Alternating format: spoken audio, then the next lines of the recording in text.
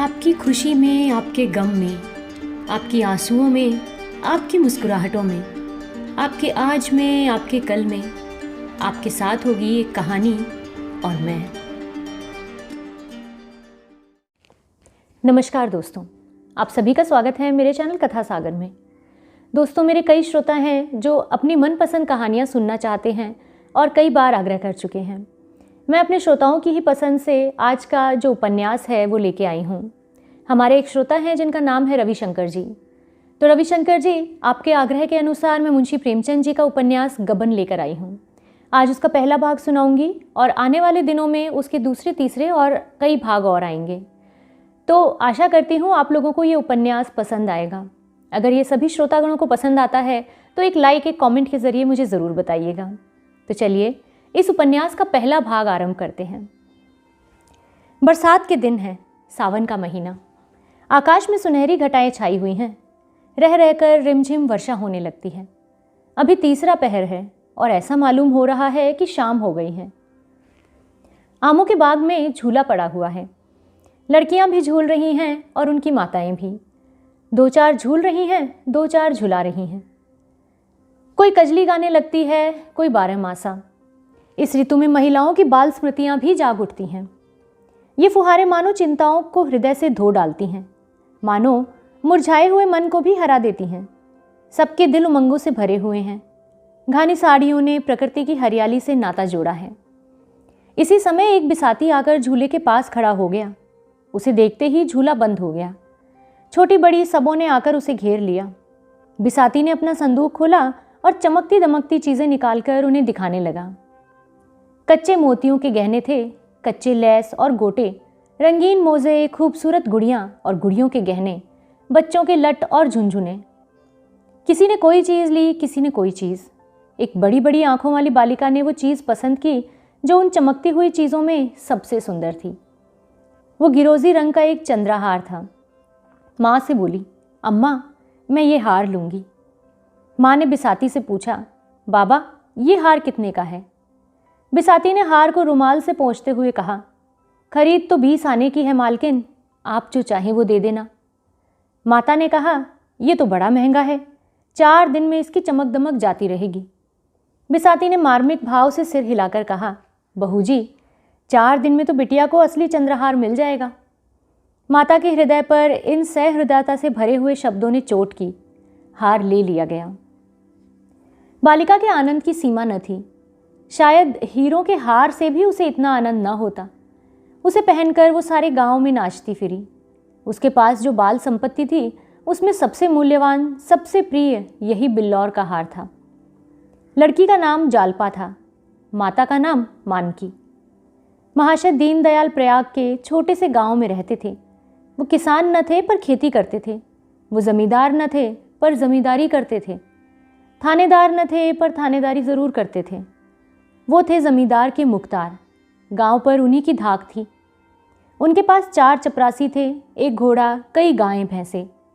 वेतन कुल 5 रुपये पाते थे, जो उनके तंबाकू के खर्च को भी काफ़ी न होता था।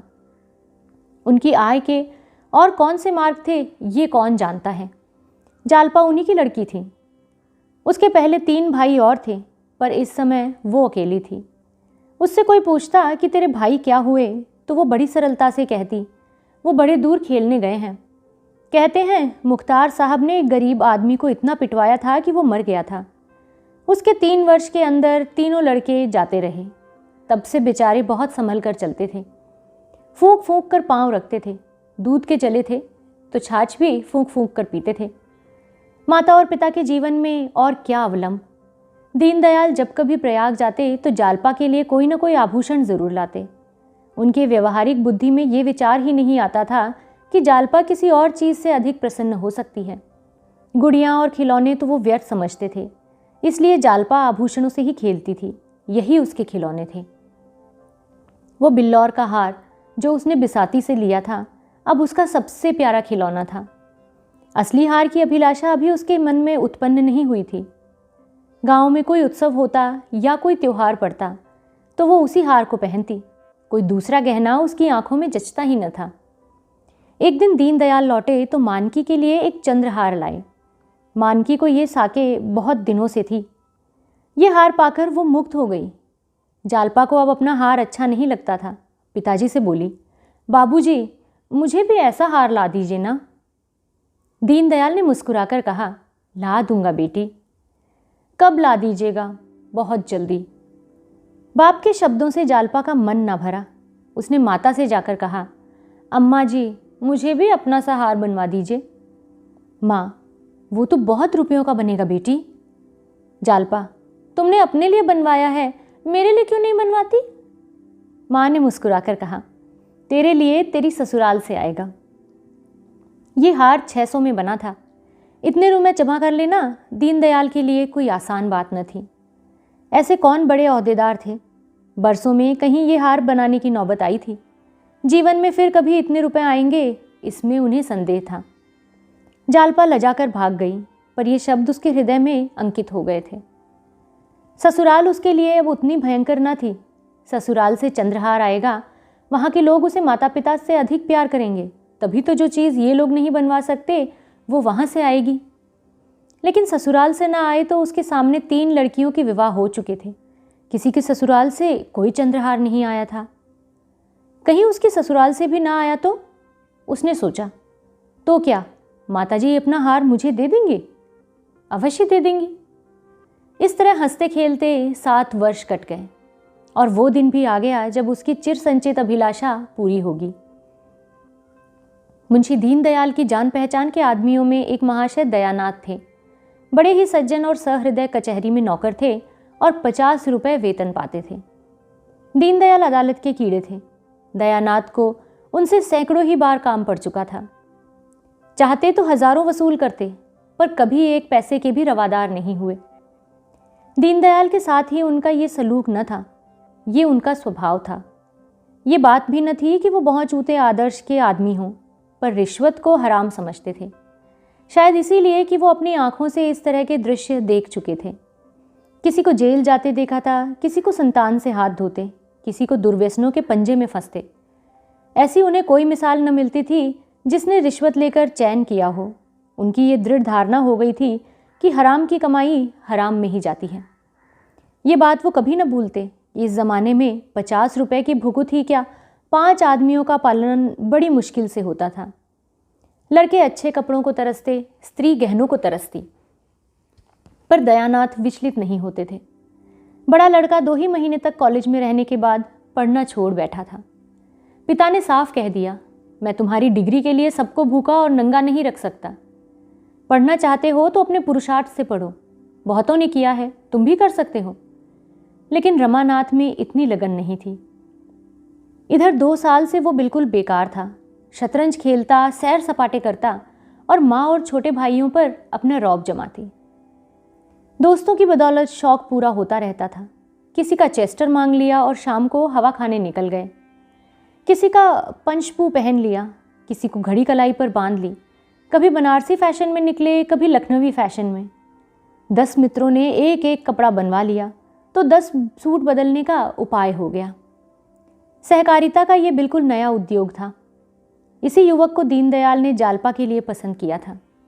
दयानाथ शादी नहीं करना चाहते थे। उनके पास न रुपए थे और न एक नए परिवार का भार उठाने की हिम्मत। पर जागेश्वरी ने त्रियाहट से काम लिया और इस शक्ति के सामने पुरुष को झुकना ही पड़ा। जागेश्वरी बरसों से पुत्रवधू के लिए बहुत तड़प रही थी। जो उसके सामने बहुएं बनकर आईं, वो आज पोते खिला रही हैं। फिर उस दुखिया को कैसे धैर्य होता? वो कुछ कुछ निराश हो रही थी। ईश्वर से मनाती थी कि कहीं से बात आए। दीनदयाल ने संदेश भेजा तो उसकी आंखें सी मिल गईं। अगर कहीं ये शिकार हाथ से निकल गया तो फिर न जाने कितने दिनों और राह देखनी पड़े। कोई यहाँ क्यों आने लगा? न धन ही है न जायदाद। लड़के पर कौन रीझता है? लोग तो धन को देखते हैं। इसीलिए उसने इस अवसर पर सारी शक्ति लगा दी और उसकी विजय हुई। दयानाथ ने कहा, भाई तुम जानो और तुम्हारा काम जाने, मुझ में समाई नहीं है। जो आदमी अपने पेट की फिक्र नहीं कर सकता उसके विवाह करना मुझे तो अधर्म सा मालूम होता है। फिर रुपए की भी तो फिक्र है। 1000 तो टीम टाम के लिए चाहिए, जाड़े और गहनों के लिए अलग। ना बाबा, ये बोझ मेरे मान का नहीं है। जागेश्वरी पर इन दलीलों का कोई असर नहीं हुआ। बोली, वो भी तो कुछ देगा, मैं तो उससे मांगने नहीं जाऊंगा। तुम्हारे मांगने की ज़रूरत नहीं पड़ेगी, वो खुद ही दे देंगे। लड़की के ब्याह में पैसे का मुंह कोई नहीं देखता।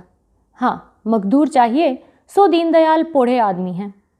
और फिर यही एक संतान है, बचाकर रखेंगे तो किसके लिए। दयानाथ को अब कोई बात न सूझी, केवल यही कहा, वो चाहे लाख दे दें चाहे एक भी न दें, मैं उनको बिल्कुल नहीं कहूँगा। और ये भी नहीं कहूँगा कि दो मत। कर्ज मैं लेना नहीं चाहता, और लूँ तो दूंगा किसके घर से। जागेश्वरी ने इस बाधा को मानो हवा में उड़ाकर कहा, मुझे तो विश्वास है कि वो टीके में 1000 से कम नहीं देंगे। तुम्हारे टीम टाम के लिए इतना बहुत है। गहनों का प्रबंध किसी सर्राफ से कर लेना। टीके में 1000 देंगे तो क्या द्वार पर 1000 भी नहीं देंगे? वही रुपये तुम सराफ को दे देना। 200-400 बाकी रहे, वो धीरे धीरे चूक जाएंगे। अब बच्चों के लिए कोई ना कोई द्वार खुलेगा ही। दयानाथ ने उपेक्षा के भाव से कहा, खुल चुका। जिसे शतरंज और सैर सपाटे से फुर्सत नहीं मिले, उसे सभी द्वार बंद ही मिलेंगे। जागेश्वरी को अपने विवाह की बात याद आ गई। दयानाथ भी तो गुलछर्रे उड़ाते थे, लेकिन उसके आते ही उन्हें 4 पैसे कमाने की फिक्र कैसी सिर पर सवार हो गई थी। साल भर भी न बीतने पाया था कि नौकर हो गए थे। बोली, बहू आ जाएगी तो उसकी आंखों में खुलेंगी, देख लेना। अपनी बात याद करो, जब तक गले में जुआ नहीं पड़ा था तभी तक ये कुल्ले हैं। जुआ पड़ा और सारा नशा हिरण हुआ। निकम्मों को राह पर लाने का इससे बढ़कर और कोई उपाय नहीं है। जब दयानाथ परास्त हो जाते थे तो अखबार पढ़ने लगते थे। अपनी हार को छिपाने का उनके पास यही एक संकेत था।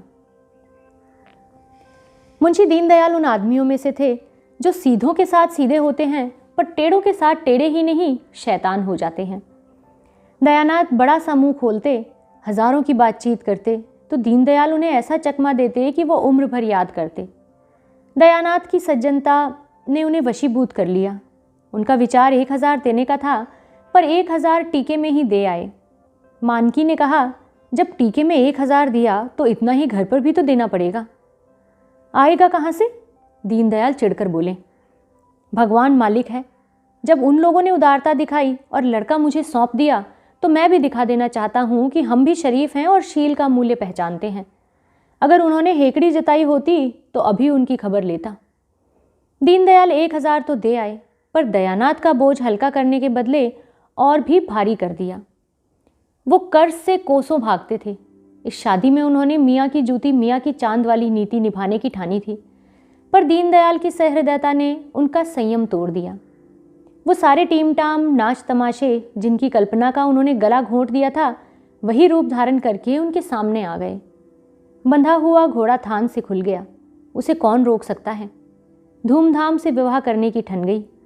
पहले जोड़े गहने को उन्होंने गौण समझ रखा था, अब वही सबसे मुख्य हो गया था। ऐसा चढ़ावा हो कि मड़वे वाले देखकर भड़क उठें, सबकी आंखें खुल जाएं। ऐसा चढ़ावा हो कि कोई 3000 का सामान तो उन्होंने बनवा ही डाला। सराफ को 1000 नगद मिल गए। 1000 के लिए 1 सप्ताह का वादा हुआ तो उसने कोई आपत्ति नहीं की। सोचा 2000 तो सीधे हुए जाते हैं, 500-700 रुपये रह जाएंगे तो वो कहाँ जाएंगे। व्यापारी की लागत निकल आती है तो नगद को तत्काल पाने के लिए आग्रह नहीं करता। फिर भी चंद्रहार की कसर रह गई। जड़ाऊ चंद्रहार 1000 से नीचे का अच्छा नहीं मिल सकता था। दयानाथ का जी तो लहराया कि लगे हाथ उसे भी ले लो, किसी को नाक सिकोड़ने की जगह तो न रहेगी, पर जागेश्वरी इस पर राजी नहीं हुई। बाजी पलट चुकी थी। दयानाथ ने गर्म होकर कहा, तुम्हें क्या, तुम तो घर में बैठी रहोगी। मौत तो मेरी होगी जब उधार के लोग नभकों सिकोड़न लगेंगे। जागेश्वरी, दोगे कहाँ से, कुछ सोचा है? दयानाथ, कम से कम 1000 तो वहां मिल ही जाएंगे। जागेश्वरी, खून मुंह लग गया क्या? दयानाथ ने शर्मा कर कहा, नहीं नहीं, मगर आखिर वहां भी तो कुछ मिलेगा ना। जागेश्वरी, वहां मिलेगा तो वहां खर्च भी तो होगा। नाम जोड़े गहने से नहीं होता, दान दक्षिणा से होता है। इस तरह चंद्रहार का प्रस्ताव रद्द हो गया। मगर दयानाथ दिखावे और नुमाइश को चाहे अनावश्यक समझें, रमानाथ उसे परम आवश्यक समझता था। बारात ऐसे धूमधाम से जानी चाहिए कि गांव भर में शोर मच जाए। पहले दूल्हे के लिए पालकी का विचार था। रमानाथ ने मोटर पर जोर दिया। उसके मित्रों ने इसका अनुमोदन किया। प्रस्ताव स्वीकृत भी हो गया। दयानाथ एकांत प्रिय जीव थे। ना किसी से उनकी मित्रता थी, ना किसी से मेलजोल। रमानाथ मिलनसार युवक था। उसके मित्र ही इस समय हर एक काम में अग्रसर हो रहे थे। वो जो काम करते दिल खोलकर, आतिशबाजियां बनवाई तो अव्वल दर्जे की, नाच ठीक किया तो अव्वल दर्जे का, बाजे गाजे भी अव्वल दर्जे के, दोयम या सोयम का वहाँ जिक्र ही न था। दयानाथ उसकी उच्छृंखलता देखकर चिंतित तो हो जाते, पर कुछ कह नहीं सकते थे। क्या कहते? नाटक उस वक्त पास होता है जब रसिक समाज उसे पसंद कर लेता है। बारात का नाटक उस वक्त पास होता है जब राह चलते आदमी उसे पसंद कर लेते हैं। नाटक की परीक्षा 4-5 घंटे तक होती रहती है। बारात की परीक्षा के लिए केवल इतने ही मिनटों का समय होता है। सारी सजावट, सारी दौड़ धूप और तैयारी का निपटारा 5 मिनटों में हो जाता है। अगर सबके मुंह से वाह वाह निकल गया तो तमाशा पास, नहीं तो रुपया, मेहनत, फिक्र सब अकारत। दयानाथ का तमाशा पास हो गया। शहर में वो 3रे दर्जे में आता, गांव में अव्वल दर्जे में आया। कोई बाजों की धोन पो सुनकर मस्त हो रहा था, कोई मोटर के आंखें गाड़ गाड़ कर देख रहा था। कुछ लोग फुलवारियों के तख्त देखकर लोट लोट हो जाते थे। आतिशबाजी ही मनोरंजन का केंद्र थी। हवाइयाँ जब सके से ऊपर जाती और आकाश में लाल, हरे, नीले, पीले कुमकुम से बिखर जाते, जब चरखियाँ छूटती और उनमें नाचते हुए मोर निकल आते, तो लोग मंत्रमुग्ध से हो जाते थे। वाह, क्या कारीगरी है! जालपा के लिए इन चीज़ों में लेश मात्र भी आकर्षण न था। हाँ, वो वर को एक आंख देखना चाहती थी, वो भी सबसे छिपाकर। पर उस भीड़ भाड़ में ऐसा अवसर कहाँ था। द्वारचार के समय उसकी सखियां उसे छत पर खींच ले गईं और उसने रमानाथ को देखा। उसका सारा विराग, सारी उदासीनता, सारी मनोव्यथा मानो छूमंतर हो गई। मुंह पर हर्ष की लालिमा छा गई। अनुराग स्फूर्ति का भंडार है। द्वारचार के बाद बारात जाने वाली चली गई। भोजन की तैयारियां होने लगीं। किसी ने पूड़ियां खाई, किसी ने उपलों पर खिचड़ी पकाई। देहात के तमाशा देखने वालों के मनोरंजन के लिए नाच गाना होने लगा। 10 बजे सहसा फिर बाजे बजने लगे। मालूम हुआ कि चढ़ावा आ रहा है।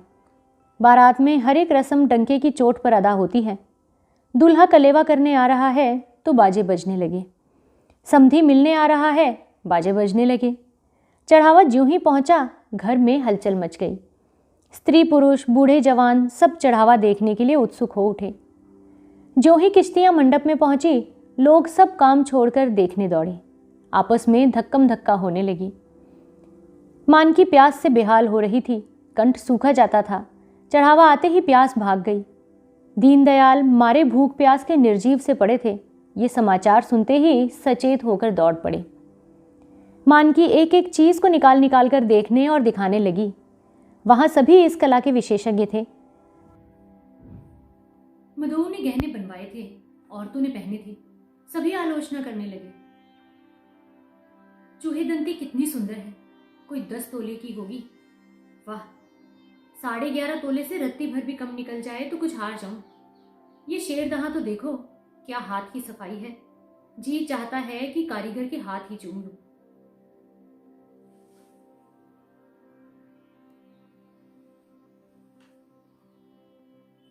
मधुओं ने गहने बनवाए थे, औरतों ने पहने थे। सभी आलोचना करने लगे।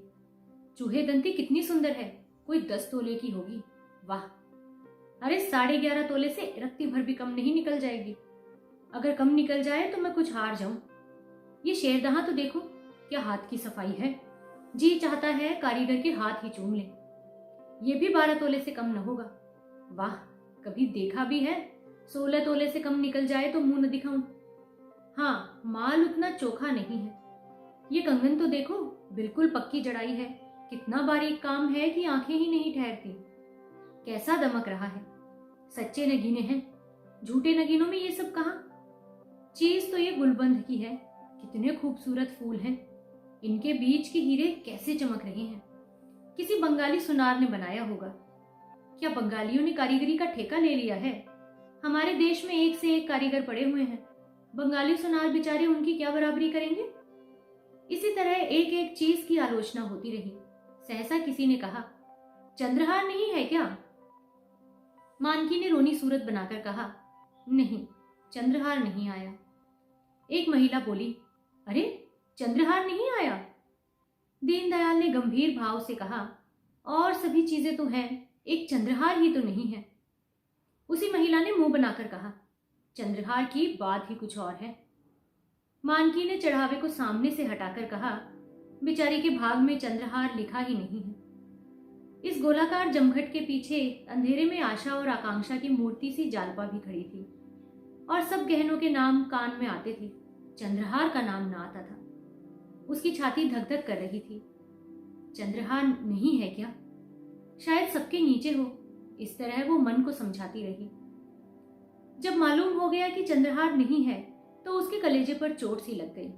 मालूम हुआ देह में रक्त की बूंद भी नहीं है, मानो उसे मूर्छा आ जाएगी।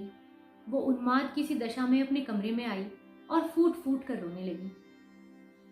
वो लालसा जो आज 7 वर्ष हुए उसके हृदय में अंकुरित हुई थी, जो इस समय पुष्प और पल्लवी से लदी खड़ी थी, उसी पर वज्रपात हो रहा था। वो हरा भरा लहलहाता हुआ पौधा जल गया, केवल उसकी राख रह गई थी। आज ही के दिन पर तो उसकी समस्त आशाएं अविलंबित थी। दुर्दैव ने आज वो अवलंबन भी छीन लिया। उस निराशा के आवेश में उसका ऐसा जी चाहने लगा कि अपना मुंह नोच डाले। उसका बस चलता तो वो चढ़ावे को उठाकर आग में फेंक देती। कमरे में एक आले पर शिव की मूर्ति रखी हुई थी। उसने उसे उठाकर ऐसा पटका कि उसकी आशाओं की भांति वो भी चूर चूर हो गई। उसने निश्चय किया, मैं कोई आभूषण नहीं पहनूंगी। आभूषण पहनने से ही क्या होता है? जो रूप विहीन हो वो अपने को गहने से सजाएं। मुझे तो ईश्वर ने यूं ही सुंदर बनाया है, मैं गहने नहीं पहनकर भी बुरी न लगूंगी। सस्ती चीजें उठा लाई, जिसमें रुपए खर्च होते थे उसका तो नाम ही नहीं लिया। अगर गिनती ही गिनानी थी तो इतने ही दामों में इसके दुगने गहने आ जाते। वो इसी क्रोध में भरी बैठी थी कि उसकी 3 सखियां आकर खड़ी हो गईं। उन्होंने समझा था जालपा को अभी चढ़ावे की कुछ खबर नहीं है।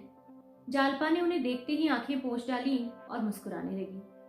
राधा मुस्कुराकर बोली, जालपा, मालूम होता है तूने बड़ी तपस्या की थी। ऐसा चढ़ावा मैंने आज तक नहीं देखा था। अब तो तेरी सब साध पूरी हो गई है। जालपा ने अपनी लंबी लंबी पलकें उठाकर उसकी ओर ऐसे दीन नजर से देखा मानो जीवन में अब उसके लिए और कोई आशा शेष ही नहीं रही। हाँ बहन, सब साध पूरी हो गई। इन शब्दों में कितनी अपार मर्मांतक वेदना भरी हुई थी, इसका अनुमान तीनों युवतियों में कोई भी न कर सकी।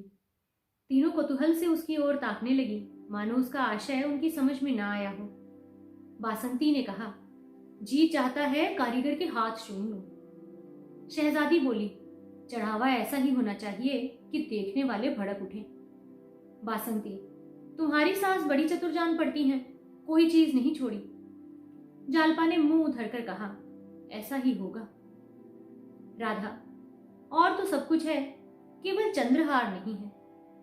शहजादी, एक चंद्रहार के न होने से क्या होता है बहन, उसकी जगह गुलूबंद तो है। जालपा ने वक्रोक्ति के भाव से कहा, हाँ, देह में एक आंख के न होने से क्या होता है, और सब अंग होते ही हैं। आंखें हुई तो क्या, ना हुई तो क्या।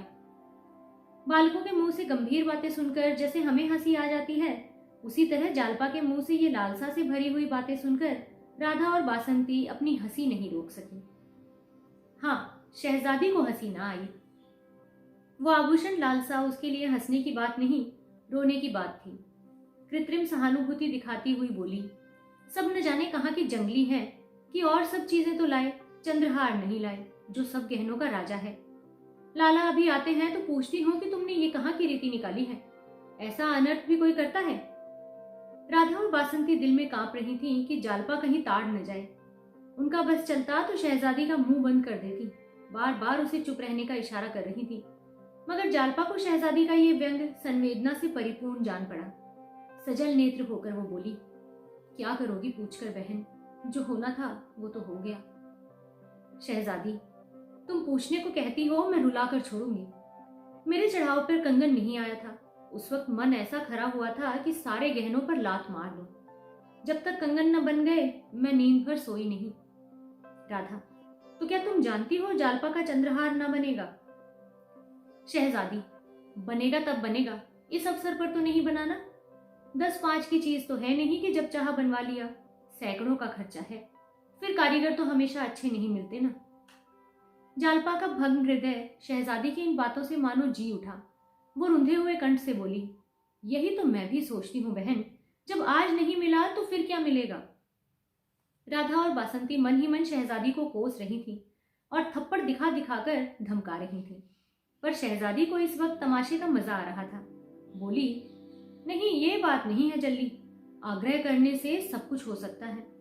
सास ससुर को बार बार याद दिलाती रहना, बहनोई जी से 2-4 दिन रूठे रहना, उससे भी बहुत कुछ काम निकल सकता है। बस यही समझ लो कि घर वाले चैन न लेने पाए। ये बात हरदम उनके ध्यान में रहे, उन्हें मालूम हो जाए कि बिना चंद्रहार बनवाए कुशल नहीं है। तुम जरा भी ढीली पड़ी और उधर काम बिगड़ा। राधा ने हंसी को रोकते हुए कहा, इनसे न बने तो तुम्हें बुला ले। क्यों? अब उठोगी कि सारी रात उपदेश ही करती रहोगी? शहजादी, चलती हूं, ऐसी क्या भागड़ पड़ी है। हाँ, खूब याद आई। क्यों जल्दी, तेरी अम्मा जी के पास बड़ा अच्छा चंद्रहार है, तुझे नहीं देंगी वो? जालपा ने एक लंबी सांस लेकर कहा, क्या कहूं बहन, मुझे तो आशा नहीं है। शहजादी, एक बार कहकर तो देख, अब उनके कौन पहनने ओढ़ने के दिन बैठे हैं। जालपा, मुझसे तो ना कहा जाएगा। शहजादी, तो मैं कह दूंगी। जालपा, नहीं नहीं, तुम्हारे हाथ जोड़ती हूं, मैं जरा उनकी मातृ स्नेह की परीक्षा लेना चाहती हूं। बासंती ने शहजादी का हाथ पकड़कर कहा, अब उठेगी भी कि यहां सारी रात उपदेश ही देती रहेगी? शहजादी उठी, पर जालपा रास्ता रोककर खड़ी हो गई और बोली, नहीं, अभी बैठो बहन, तुम्हारे पैरों पड़ती हूं। शहजादी, जब ये दोनों चुड़ैलें बैठने भी दे, मैं तो तुम्हें गुर सिखाती हूं और ये दोनों मुझ पर झल्लाती हैं। सुन नहीं रही हो, मैं भी विष की गांठ हूं। बासंती, विष की गांठ तो तू है ही। शहजादी, तुम भी तो ससुराल से साल भर बाद आई हो, कौन कौन सी नई चीजें बनवा लाई? बासंती, और तुमने 3 साल में क्या बनवा लिया? शहजादी, मेरी बात छोड़ो, मेरा खसम तो मेरी बात ही नहीं पूछता। राधा, प्रेम के सामने गहनों का कोई मूल्य नहीं होता। शहजादी, तो सूखा प्रेम तुम ही को गले। इतने में मानकी ने आकर कहा, तुम तीनों यहां बैठी क्या कर रही हो? चलो, वहां लोग खाना खाने आ रहे हैं। तीनों युवतियां चली गईं। जालपा माता के गले में चंद्रहार की शोभा देखकर मन ही मन सोचने लगी, गहनों से इनका जी अभी तक भरा नहीं। महाशय दयानाथ जितनी उमंगों से ब्याह करने गए थे, उतना ही हतोत्साहित होकर लौटे। दीनदयाल ने खूब दिया, लेकिन वहां से जो कुछ मिला वो सब नाच तमाशे नेकचार में खर्च हो गया। बार बार अपनी भूल पर पछताते कि क्यों दिखावे और तमाशे में इतने रुपए खर्च किए, इसकी जरूरत ही क्या थी। ज्यादा से ज्यादा लोग यही तो कहते कि महाशय बड़े कृपण हैं, उतना सुन लेने में क्या हानि थी। मैंने गांव वालों को तमाशा दिखाने का ठेका तो नहीं लिया था, अब सब रमा का दुस्साहस है। उसी ने सारे खर्च बढ़ा बढ़ा कर मेरा दिल का दिवाला निकाल दिया है। और सब तकाजे तो 10-5 दिन टल भी सकते थे, पर सर्राफ किसी तरह नहीं मानता। शादी के 7वें दिन उसे 1000 रुपए देने का वादा किया था। 7वें दिन सराफ आया, मगर यहाँ रुपए कहाँ थे। दयानाथ ने लल्लो चप्पो की आदत थी नहीं, मगर आज उन्होंने उसे चकमा देने की खूब कोशिश की। किश्त बांधकर सब रुपए 6 महीने में अदा कर देने का वादा किया। फिर 3 महीने पर आए, मगर सराफ भी एक ही घुटा हुआ आदमी था। उसी वक्त टला जब दयानाथ ने तीसरे दिन बाकी रकम की चीजें लौटा देने का वादा किया, और ये भी उसकी सज्जनता ही थी। वो तीसरा दिन भी आ गया और अब दयानाथ को अपनी लाज रखने का कोई उपाय नहीं सूझता था। कोई चलता हुआ आदमी शायद इतना व्यग्र न हो, हीले हवाले करते महाजन को महीनों टालता रहता, लेकिन दयानाथ इस मामले में अनाड़ी थे। जागेश्वरी ने आकर कहा, भोजन कब से बना ठंडा हो रहा है, खाकर फिर बैठ जाओ। दयानाथ ने इस तरह गर्दन उठाई मानो सिर पर सैकड़ों मन का बोझ लदा हुआ हो। बोले, तुम लोग जाकर खा लो, मुझे भूख नहीं है। जोगेश्वरी, भूख क्यों नहीं है? रात भी तो कुछ नहीं खाया था तुमने। अब इस तरह दाना पानी छोड़ देने से महाजन के रुपए थोड़ी ही अदा हो जाएंगे। दयानाथ, मैं सोचता हूं उसे आज क्या जवाब दूंगा। मैं तो ये विवाह करके बहुत बुरा फंस गया। बहू कुछ कहने लौटा तो देगी। जागेश्वरी, बहू का हाल तो सुन चुके, फिर भी उससे ऐसी आशा रखते हो? उसकी टेक है कि जब तक चंद्रहार न बन जाएगा कोई गहना ही न पहनूंगी।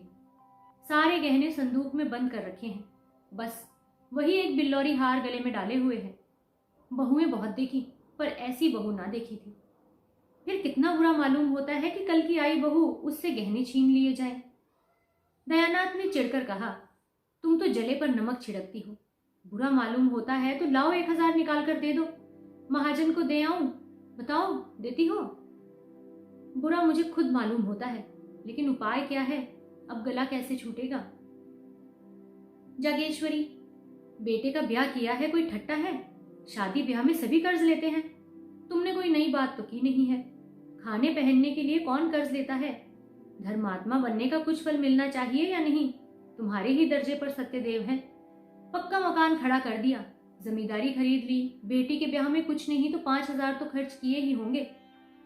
दयानाथ, जब ही दोनों लड़के भी तो चल दिए। जागेश्वरी, मरना जीना तो संसार की गति है। लेते हैं वो भी मरते हैं, जो नहीं लेते वो भी मरते हैं। अगर तुम चाहो तो 6 महीने में सब रुपए चुका सकते हो। दयानाथ ने त्योरी चढ़ाकर कहा, जो बात जिंदगी भर नहीं की वो अब आखिरी वक्त नहीं कर सकता। बहू से साफ साफ कह दो, उससे पर्दा रखने की जरूरत ही क्या है? और पर्दा रखकर कितने दिन रह सकते हैं? आज नहीं तो कल सारा हाल मालूम हो ही जाएगा उसे। बस 3-4 चीजें लौटा दे तो काम बन जाए। तुम उससे एक बार कहो तो सही। जागेश्वरी झुंझलाकर बोली, उससे तुम ही कहो, मुझसे तो ना कहा जाएगा। सहसा रमानाथ टेनिस रैकेट लिए बाहर आया। सफेद टेनिस शर्ट था, सफेद पतलून, कैनवास का जूता।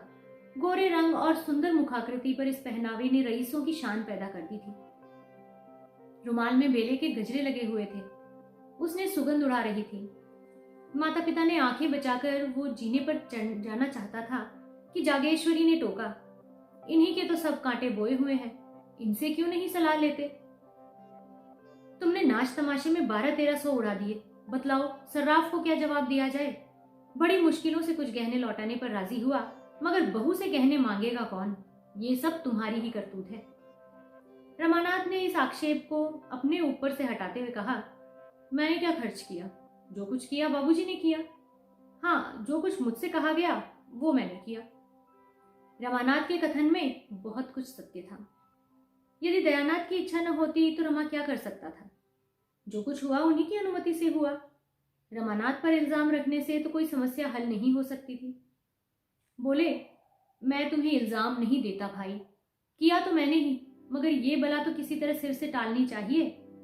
सर्राफ का तकाजा है, कल उसका आदमी आएगा, उसे क्या जवाब दिया जाएगा? मेरी तो समझ में यही एक उपाय है कि इतने रुपए उससे गहने के रूप में लौटा दिए जाएं। गहने लौटा देने में भी वो झंझट करेगा, लेकिन 10-20 रुपए के लोभ में लौटाने पर राजी हो जाएगा। तुम्हारी क्या सलाह है? रमानाथ ने शर्माते हुए कहा, मैं इस विषय में क्या सलाह दे सकता हूँ, मगर मैं इतना ही कह सकता हूँ कि इस प्रस्ताव को वो खुशी से मंजूर न करेगी। अम्मा तो जानती है कि चढ़ावे में चंद्रहार न जाने से उसे कितना बुरा लगा था। प्रण कर लिया है कि जब तक चंद्रहार नहीं बन जाएगा कोई और गहना नहीं पहनूंगी। जागेश्वरी ने अपने पक्ष का समर्थन होते देख खुश होकर कहा, यही तो मैं इनसे कह रही हूँ। रमानाथ, रोना धोना मच जाएगा और इसके साथ घर का पर्दा भी खुल जाएगा। दयानाथ ने माथा सिकोड़कर कहा, उससे पर्दा रखने की जरूरत ही क्या है? अपनी यथार्थ स्थिति को वो जितनी ही जल्दी समझ ले उतना ही हम सबके लिए अच्छा है। रमानाथ ने जवानों के स्वभाव के अनुसार जालपा से खूब जी बुराई थी, खूब बढ़ चढ़कर बातें की थी। जमींदारी है, उससे कई हजार का नफा है, बैंक में रुपए हैं, उनका सूद आता है। जालपा से अब अगर गहने की बात की गई तो रमानाथ को वो पूरा लबाड़िया समझेगी। बोला, पर्दा तो एक दिन खुल ही जाएगा, पर इतनी जल्दी खोल देने का नतीजा यही होगा कि वो हमें नीच समझने लगेगी। शायद अपने घर वालों को भी लिख भेजे, चारों तरफ जो बदनामी होगी सो अलग। दयानाथ, हमने तो दीनदयाल से ये कभी कहा ही नहीं था कि हम लखपति हैं। रमानाथ, तो आपने यही कब कहा था कि हम उधार गहने लाए हैं और 2-4 दिन में वापस लौटा देंगे? आखिर ये सारा स्वांग अपनी धाक बैठाने के लिए ही तो किया गया था ना, या कोई और बात है? दयानाथ, तो फिर किसी दूसरे बहाने से मांगना पड़ेगा। बिना मांगे काम नहीं चल सकता। कल या तो रुपए देने पड़ेंगे या गहने लौटाने पड़ेंगे। अब और कोई राह नहीं है। रमानाथ ने कोई जवाब नहीं दिया। जागेश्वरी बोली, और कौन सा बहाना किया जाएगा? अगर कहा जाए किसी को मांगनी देनी है तो शायद वो देगी नहीं, देगी भी तो 2-4 दिन बाद में लौटाएंगी कैसे? दयानाथ को एक उपाय सूझा। बोले, अगर उन गहनों के बदले मुलम्मे के गहने दे दिए जाएं। मुलम्मे का मतलब नकली धातु से बने हुए गहने। मगर तुरंत ही उन्हें ज्ञात हो गया कि यह लचर बात है। खुद ही उसका विरोध करते हुए कहा, हाँ, बाद मुलम्मा उड़ जाएगा तो फिर लज्जित होना पड़ेगा। अब अक्ल तो कुछ काम ही नहीं करती। मुझे तो यही सोचता है कि सारी स्थिति उसे समझा दी जाए। जरा देर के लिए उसे दुख तो जरूर होगा, लेकिन आगे के वास्ते रास्ता साफ हो जाएगा। संभव था, जैसा दयानाथ का विचार था, कि जालपा रोध होकर शांत हो जाएगी, पर रमा की इसमें किरकिरी होती थी। फिर वो मुंह न दिखा सकेगी। जब वो उससे कहेगी कि तुम्हारी जमींदारी क्या हुई, बैंक के रुपए क्या हुए, तो उसे क्या जवाब देगा? विरक्त भाव से बोला, इसमें बेइज्जती के सिवाय और कुछ नहीं होगा। आप क्या सर्राफ के 2-4-6 महीने टाल नहीं सकते हैं? आप देना चाहें तो इतने दिनों में 1000-1200 रुपए बड़ी आसानी से दे सकते हैं। दयानाथ ने पूछा, कैसे? रमानाथ, उसी तरह जैसे आपके और भाई करते हैं। दयानाथ, वो मुझसे नहीं हो सकता। तीनों कुछ देर तक मौन बैठे रहे। दयानाथ ने अपना फैसला सुना दिया। जागेश्वरी और रमा को यह फैसला मंजूर न था, इसलिए अब इस गुत्थी के सुलझाने का भार उन्हीं दोनों पर था। जागेश्वरी ने भी एक तरह से निश्चय कर लिया था। दयानाथ को झक मारकर अपना नियम तोड़ना पड़ा। ये कहाँ की नीति है कि हमारे ऊपर संकट पड़ा हुआ हो और हम अपने नियमों का राग अलापते जाएं। रमानाथ बुरी तरह फंसा था। वो खूब जानता था कि पिताजी ने जो काम नहीं किया वो आज भी न करेंगे। उन्हें जालपा से गहने मांगने में कोई संकोच न होगा, और यही वो नहीं चाहता था। वो पछता रहा था कि मैंने क्यों जालपा से डींगे मारी। अब अपने मुंह की लाली रखने का सारा भार उसी पर था। जालपा की अनुपम छवि ने पहले ही दिन उस पर मोहिनी डाल दी थी। वो अपने सौभाग्य पर फूला न समाता था। क्या ये घर ऐसी अनन्य सुंदरी के योग्य था? जालपा के पिता 5 रुपए के नौकर थे, पर जालपा ने कभी अपने घर में झाड़ू भी न लगाई थी, कभी अपनी धोती न छाटी थी, अपना बिछावन न बिछाया था, यहां तक कि अपनी धोती की खींच तक न सीधी थी। दयानाथ 50 रुपए पाते थे, पर यहाँ केवल चौका बासन करने के लिए मेहरी थी। बाकी सारा काम अपने ही हाथों करना पड़ता था। जालपा शहर और देहात का फर्क क्या जाने। शहर में रहने का उसे कभी अवसर ही न पड़ा था। वो कई बार पति और सास से साश्चर्य पूछ चुकी थी, क्या यहाँ कोई नौकर नहीं है? जालपा के घर दूध, दही, घी की कोई कमी नहीं थी। यहाँ बच्चों को भी दूध मयस्सर न था। इन सारे अभावों की पूर्ति के लिए रमानाथ के पास मीठी मीठी बड़ी बड़ी बातों की सिवाय और क्या था? घर का किराया 5 रुपए था, रमानाथ ने 15 बतलाए थे। लड़कों की शिक्षा का खर्च मुश्किल से 10 रुपए था, रमानाथ ने 40 बतलाए थे। उस समय उसकी जरा भी आशंका उसे नहीं थी कि एक दिन सारा भांडा फूट जाएगा। मिथ्या दूरदर्शी नहीं होता, लेकिन वो दिन इतनी जल्दी आएगा ये कौन जानता था। अगर उसने ये डींगे न मारी होती तो जागेश्वरी की तरह वो भी सारा भार दयानाथ पर छोड़कर निश्चिंत हो जाता। लेकिन इस वक्त वो अपने ही बनाए हुए जाल में फंस गया था। कैसे निकले?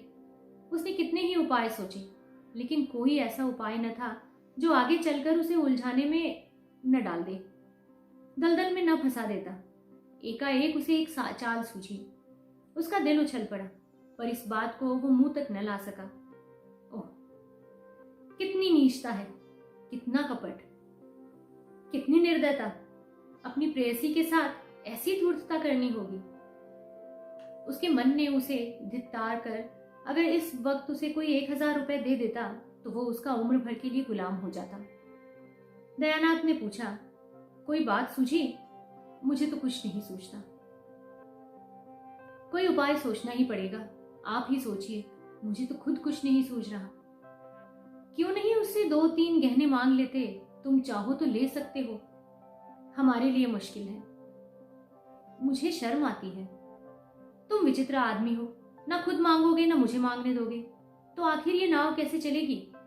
मैं एक बार नहीं 1000 बार कह चुका हूं कि मुझसे कोई आशा मत रखो। मैं अपने आखिर दिन जेल में नहीं काटना चाहता। इसमें शर्म की क्या बात है? मेरी समझ में नहीं आता, किसके जीवन में ऐसे कुअवसर नहीं आते। तुम ही अपनी माँ से पूछो। जागेश्वरी ने अनुमोदन किया। मुझसे नहीं देखा जाता था कि अपना आदमी चिंता में पड़ा रहे, मैं अपने गहने पहने बैठी रहूं। नहीं तो आज मेरे पास भी गहने नहीं होते। एक एक करके सब निकल गए। विवाह में 5,000 से कम का चढ़ावा नहीं गया था, मगर 5 ही साल में सब स्वाहा हो गया। तब से एक छल्ला बनवाना भी नसीब नहीं हुआ। दयानाथ जोर देकर बोले, शर्म करने का यह अवसर नहीं है, इन्हें मांगना ही पड़ेगा। रमानाथ ने झेपते हुए कहा, मैं मांग तो नहीं सकता, कहिए तो उठा लाऊं। ये कहते कहते लज्जा, शोभ और अपनी नीचता के ज्ञान से उसकी आंखें सजल हो गईं। दयानाथ ने भौचक्का होकर कहा, उठा लाओगे, उससे छिपाकर? रमानाथ ने तीव्र कंठ से कहा, और आप क्या समझ रहे हैं? दयानाथ ने माथे पर हाथ रख लिया और एक क्षण के बाद आहत कंठ से बोले, नहीं, मैं ऐसा नहीं करने दूंगा। मैंने छल कभी नहीं किया और ना ही कभी करूंगा, वो भी अपनी बहू के साथ। छी, जो काम सीधे से चल सकता है उसके लिए ये फरेब।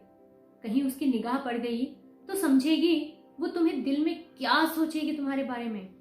मांग लेना इससे कहीं अच्छा है। रमानाथ, आपको इससे क्या मतलब?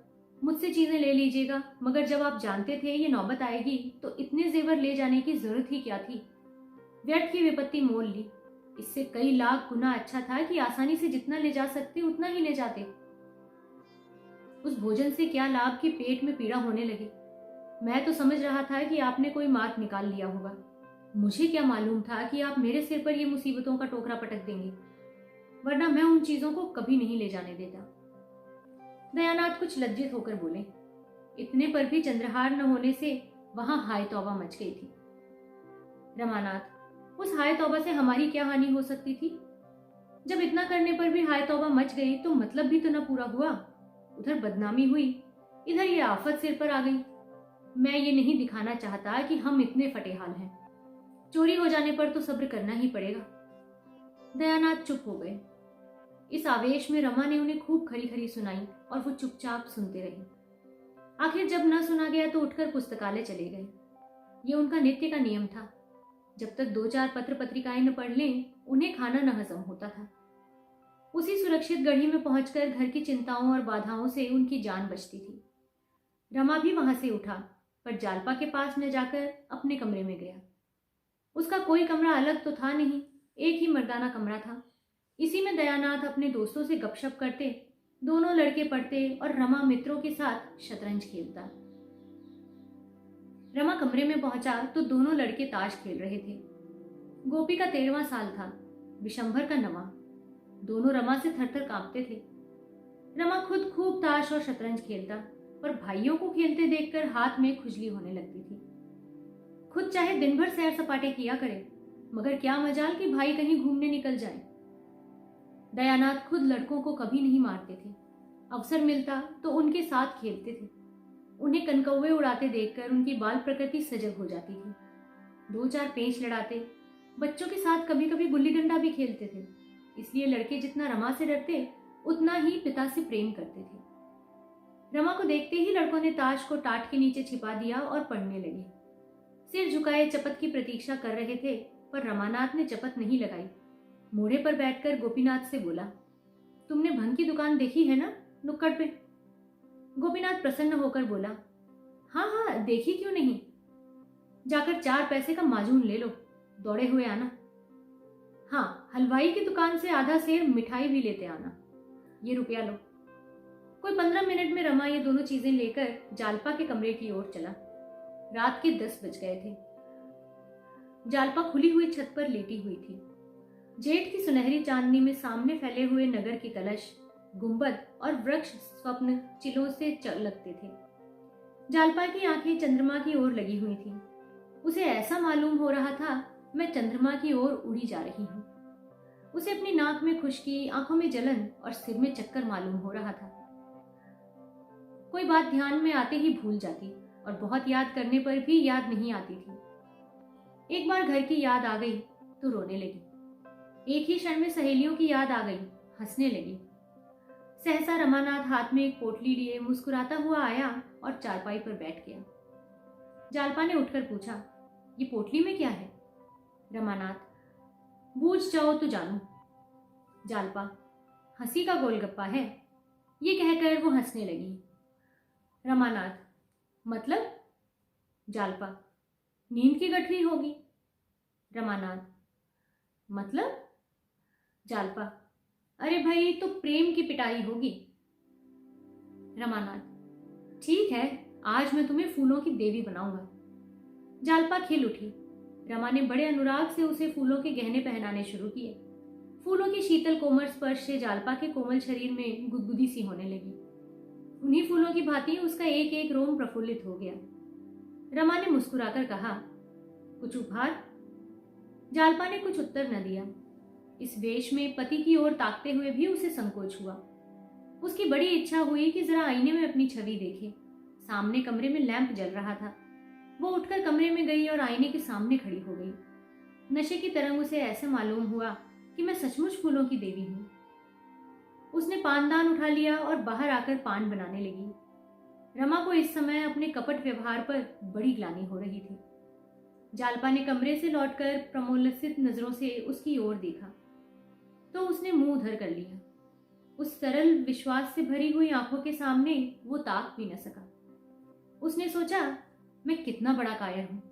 क्या मैं बाबूजी को साफ साफ जवाब नहीं दे सकता था? मैंने हामी ही क्यों भरी? क्या जालपा से घर की दशा साफ साफ कह देना मेरा कर्तव्य नहीं था? उसकी आंखें भर आईं। जाकर मुंडेर के पास खड़ा हो गया। प्रणय के उस निर्मल प्रकाश में उसका मनोविकार किसी भयंकर जंतु की भांति घूरता हुआ जान पड़ता था। उसे अपने ऊपर इतनी घृणा हुई कि एक बार जी में आया सारा कपट व्यवहार खोल दूं, लेकिन संभल गया। कितना भयंकर परिणाम होगा। जालपा की नजरों से फिर जाने की कल्पना ही उसके लिए असहाय थी।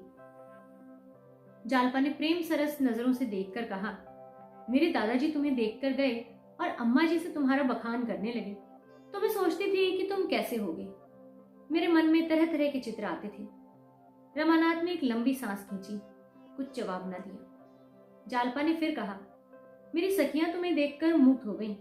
शहजादी तो खिड़की के सामने से हटती ही न थी। तुमसे बातें करने की उसकी बड़ी इच्छा थी। जब तुम अंदर गए थे तो उसी ने तुम्हें पान के बीड़े दिए थे, याद है तुम्हें? रमा ने कोई जवाब नहीं दिया।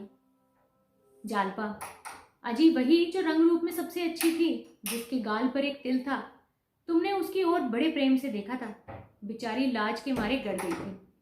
मुझसे कहने लगी, जीजा जी तो बड़े रसिक जान पड़ते हैं। सखियों ने उसे खूब चिढ़ाया। बेचारी रुआंसी हो गई, याद है? रमा ने मानो नदी में डूबते हुए कहा, मुझे तो याद नहीं आता। जालपा, अच्छा, अब के चलोगे तो दिखा दूंगी।